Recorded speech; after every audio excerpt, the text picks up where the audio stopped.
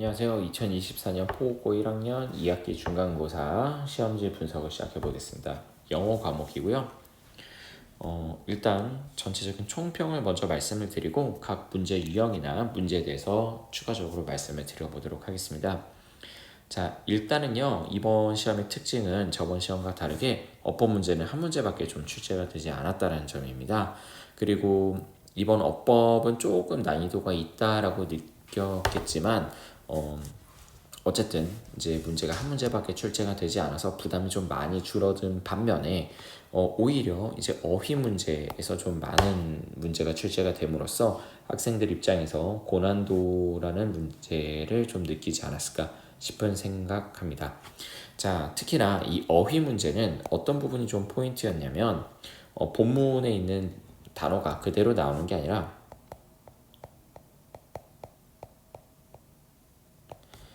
패러프레이즈라서 어휘 변환이라는 거죠. 그래서 단어가 그대로 나오지 않고 변환돼서 나오기 때문에 학생들 입장에선 새로운 단어를 알지 못하면 맞출 수 없는 그런 문제 유형들로 좀 출제가 되었습니다.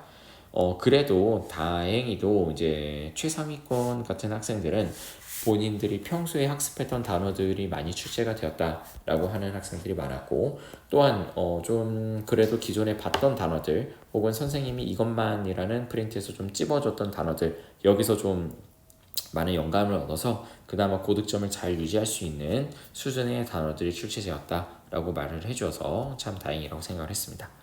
자, 그리고 주제문 같은 경우는 이제 세 문제, 내용일지 세 문제, 순서 배열과 문장 넣기 한 문제씩 이렇게 출제가 되었고요. 저번에 출제가 많이 되었던 이제 의미하는 바 이런 거는 원래 두 문제가 나왔었는데 이번엔 한 문제도 나오지 않았고 대신에 추론 문제 한 문제, 지시사 문제가 좀 추가가 되는 모습이었습니다. 자, 그래서 객관식 자체로서는요, 이번에 이따가도 말씀을 드리겠지만 어떤 게 학생들의 상위권과 하위권을 나누는 기능 역할이었냐라고 한다면 그 부분은 1번은 단어 수준이 되겠습니다. 평소에 본인들이 단어를 얼마나 학습을 했는지 이게 이제 좀 중요한 역할이었고, 두 번째는 한 문장 해석, 즉 선지 해석이라고도 하는데요.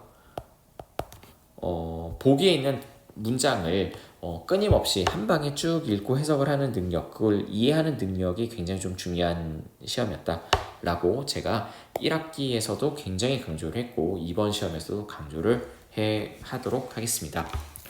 마찬가지로 다음 2학기 기말고사와 2학년, 3학년 그리고 앞으로 성인이 되어서도 영어 학습에 있어서 이 선지 해석, 한 문장 해석을 정확하게 하는 능력은 굉장히 중요해질 거라고 다시 한번 강조를 드리도록 하겠습니다. 자, 서술형은 어땠느냐 한번 보도록 할게요. 서술형 같은 경우는 영작이 한 문제가 나왔는데요. 요것 또한 주어진 조건에 맞게 하는 거라서 좀 어려움을 느꼈을 수는 있겠지만 그래도 다행히도 제가 시험 전날에 찍어드렸던 그 문장이 직접 출제가 되었기 때문에 그래도 맞는 학생들이 많았을 거라고 생각을 하고요. 자, 그리고 핵심 소재가 주어진 핵심 소재에 대한 특징을 써라. 요약문을 주고 그 요약문에 있는 그 핵심 소재의 특징을 써라 라는 문제가 세 문제가 출제가 되었는데 이것 또한 본문에서 찾아 쓰고 변형하는 거라서 약간은 까다로움이 있었겠지만 독해 능력이 좀 상위권인 친구들 입장에서는 좀 괜찮게 풀었을 것이고 그러지 못한 학생들 경우는 조금 어려움을 느꼈을 문제들이다 라고 생각이 듭니다. 자, 전반적으로 총평, 시험 난이도는 별 2개 정도였고요. 전반적으로 어휘와 구문을 기반으로 독해력을 요구하는 문제가 다수 출제되었다. 이거는 1학기 내내 제가 똑같은 문장을 계속 쓰고 있습니다. 이번에 좀 바뀐 부분은요, 변형, 본문 변형이 거의 이루어지지 않았고 대신에 새로운 어휘로 패러프레이징이 많이 돼서 어휘 문제가 좀 까다롭게 출시되었다. 자, 또한 선지 해석을 잘해야 된다, 학습을 열심히 해야 된다 라는 부분을 제가 한 번 더 강조해 드리도록 하겠습니다. 자, 여기서 이제 출제 유형을 마치도록 하고요.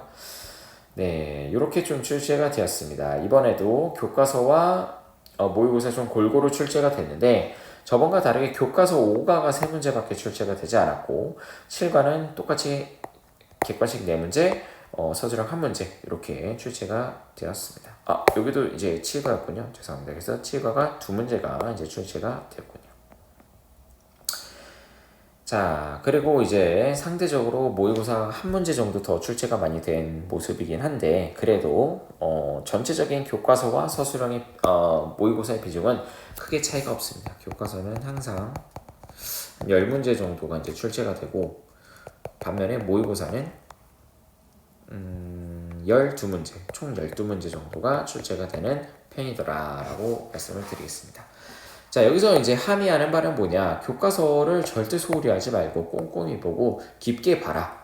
까다로운 문제 교과서에서 나온다 라고 얘기를 해주고 있는 거고, 모의고사는 유형별로 조금 까다로운 지문 같은 경우는 상대적으로 문제 좀 쉽게 나오고요.